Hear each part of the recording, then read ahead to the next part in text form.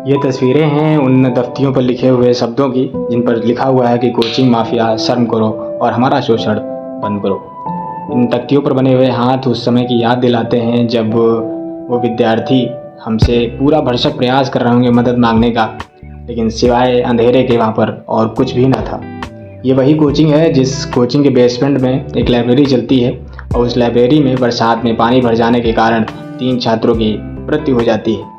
उस मृत्यु के बाद तमाम जमावाड़ा होता है। उन जमावाड़ों में से किसी एक व्यक्ति को पकड़ लिया जाता है और इस प्रकार से हमारे आज के आधुनिक पत्रकार उनसे सूक्ष्मदर्शी की तरह एक एक खबर की जानकारी ले लेना चाहते हैं। ये तमाम जमावाड़ा मानो इस प्रकार से दिख रहा हो। आप देख सकते हैं कि उधर भी इंटरव्यू चल रहे हुए हैं लोगों को इस बात पे कि क्या चल रहा है। और ये भाई साहब, इन पर आप अगर देखेंगे कंधे पर 3 स्टार हैं। उन स्टार का मतलब तो आप समझ ही सकते हैं। ये ज्ञान की बात बता रहे हैं बालकों को, क्या उनके जीवन में रहा। सुनिए इनके ही मुख से कि क्या कहते हैं ये। टोटल जो यूनिवर्स है ना, frequency based work frequency travel आप अपनी कौन सी फ्रीक्वेंसी को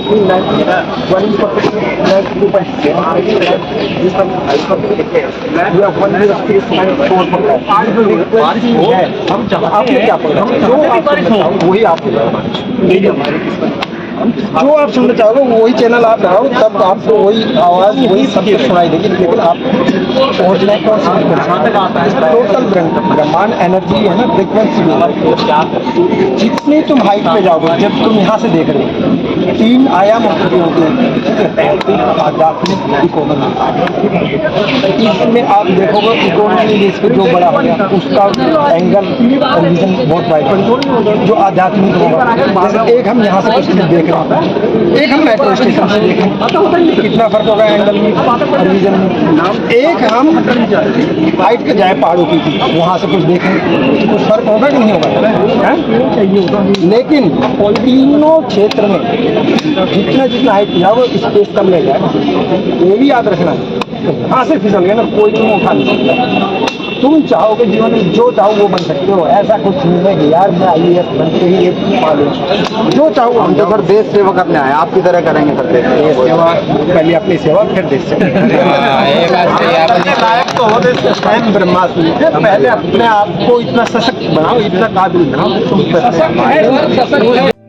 ये तस्वीरें उस समय की हैं जब जानकारी लेने का भरसक प्रयास चल रहा था। बैरिकेडिंग लगी हुई है, लेकिन जब मैं वहाँ पर लोगों को सुन रहा था, जब मैं लोग वहाँ पर बोल रहे थे तो मैं उनको सुनने का पूरा भरसक प्रयास कर रहा था, तो साफ नज़र आता है कि छात्रों में बहुत ज़्यादा गुस्सा है, नाराज़गी है इस सिस्टम को लेकर के, खासकर MCD और DDA को लेकर के, कि ये समस्याएं क्यों उत्पन्न हुई। क्या पहले से इन चीज़ों को नहीं पता था?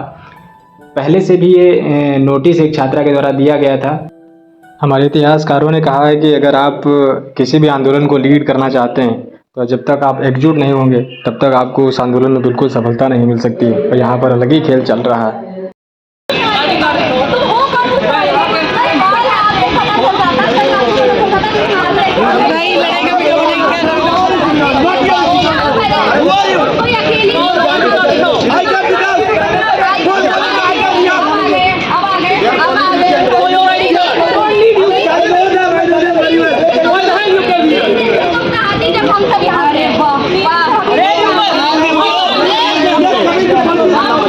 और अब धरने स्थल पर पहुंच चुके हैं दिल्ली पुलिस के इंस्पेक्टर, जो कि इंस्पेक्टर रैंक के ही हैं। वो बच्चों से बातचीत कर रहे हैं कि धरना क्यों दिया जा रहा है।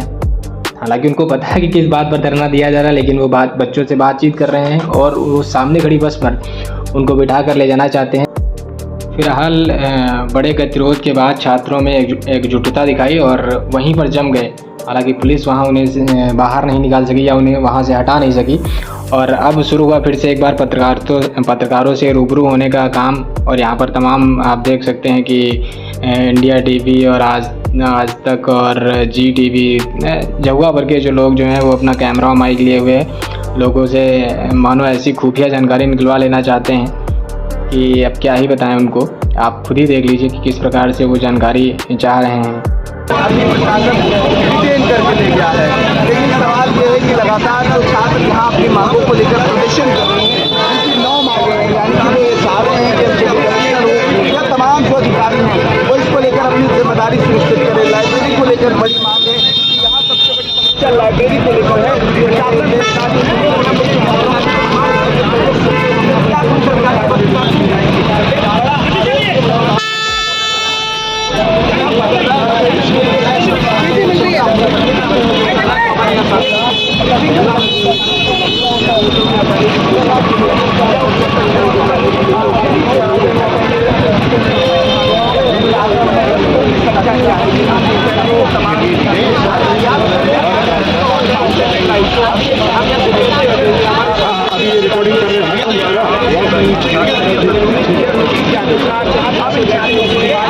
प्रशासन प्रशासन और सरकार के बीच जो राज छुड़ी है वो कब कम होगी। बहरहाल मैं आपको तस्वीरें लगातार दिखा रहा हूँ जैसे ही शुरू हुआ है। देखिए आप यहाँ पे देख रहे हैं अंततः प्रशासन जो है सफल हुआ जिस कार्य के लिए वो गया था, लेकिन प्रश्न वही का वही बना हुआ है।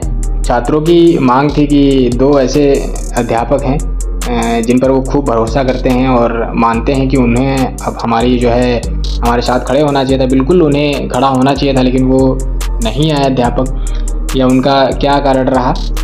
फिलहाल समस्या यही है कि अगर हम एमसीडी से बात करते हैं, ये छात्र एमसीडी से बात करने जाते हैं या डीडीओ को बताते हैं तो वो एक दूसरे पर आरोप प्रत्यारोप करते हैं कि ये हमारा मामला नहीं है, ये इनका मामला है, इनको नोटिस दिया गया था लेकिन ये कार्यवाही नहीं कर रहे हैं।